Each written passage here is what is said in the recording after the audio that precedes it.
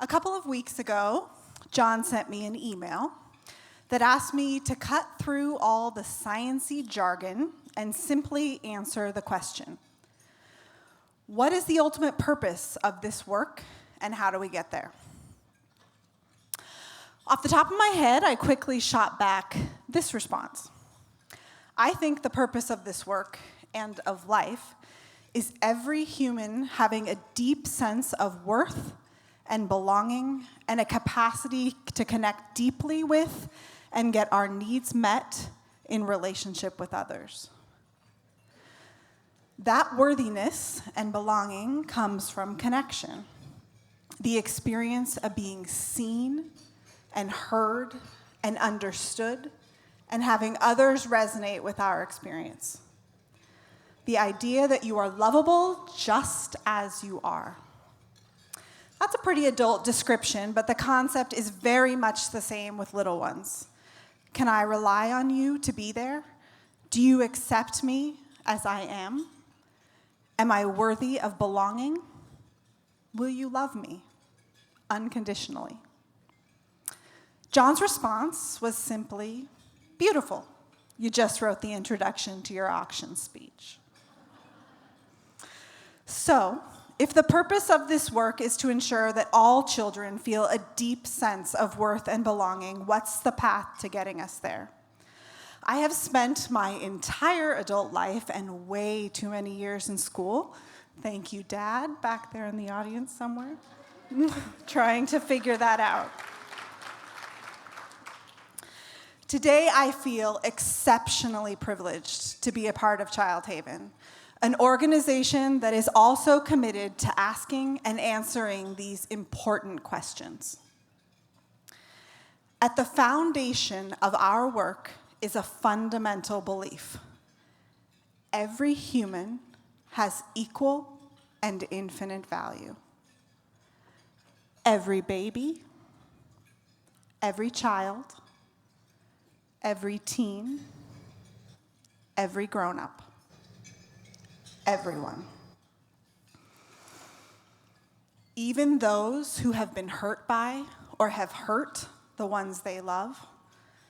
Even those who are different from us, those who behave in ways we don't understand, those who are just barely getting by, and those who keep falling down.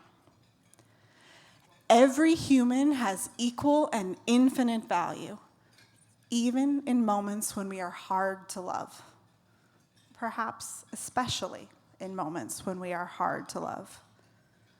We are each imperfect, wired for struggle, and worthy of love and belonging.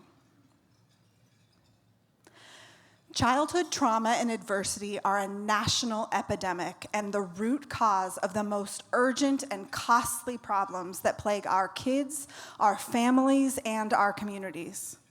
When left untreated, they have been shown to be linked to homelessness, developmental and school challenges, suicide, drug use, mass incarceration, and they have long-term health implications such as heart disease, mental illness, cancer, and even shortened lifespan. One only needs to read the local headlines to recognize that today's approaches are not working. By nearly every indicator of health and well-being, children and families are struggling, even in one of the most wealthy communities in our nation. We all pay for this crisis. We pay for it in healthcare. We pay for it in incarceration. We pay for it in lost productivity. But perhaps most importantly, we pay for it with our humanity by leaving the most vulnerable among us behind, with the gap widening every single year. Even though we know this to be true, as a community, we continue to fail children and families. Full stop.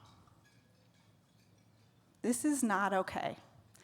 It's not okay to the staff and board of Childhaven, and by all of your presence here tonight, I bet it's safe to say it's not okay to you either. The craziest thing of all, we know what works. We have decades of good science that paves the way. Strong relational health is the #1 predictor of long-term well-being. More than socioeconomic status, skin color, vaccines, therapies, or preschool, strong relational health is the #1 predictor of long-term well-being. Unfortunately, this knowledge often isn't reflected in how supports for kids are generally designed or delivered. Rather than appreciating that every single one of us in this room can promote relationships, connection, and love, we often relegate social, emotional, and relational health to therapists, like me. If we want to improve outcomes for kids and families, we must make relational health our community's top priority. So what is relational health? In short, it is meaningful human connection in times of success and in times of struggle. It is a baby nestled within a community of grown-ups who lovingly respond to her needs. It's a toddler who trusts that adults will keep him safe and help him navigate his big feelings. It's a young child who not only regularly hears the words "I love you," but deeply feels it's true. It's a teen who feels worthy because she is seen, heard, and understood by people who truly care. And it's an adult who is surrounded by the nurturing care that supports their capacity to nurture the little people in their life. Relational health is each of us, big and little, young and old, surrounded by the love and connection that we need to navigate life. So where do we go from here? As an organization, we are strengthening our core, we are expanding our reach, and we are leading collective impact, all while incorporating relational health into every aspect of what we do. But where do we go as a community? Making significant gains in population-level health and well-being requires an all-in approach. It requires embedding relational health everywhere children live, learn, and play. It requires making relational health the business of every single one of us in this room and every person in our community. This is why Childhaven is launching a movement to address the epidemic of childhood trauma and adversity through safe, supportive, and nurturing relationships. We will not stop until every child in our community feels lovable and is loved.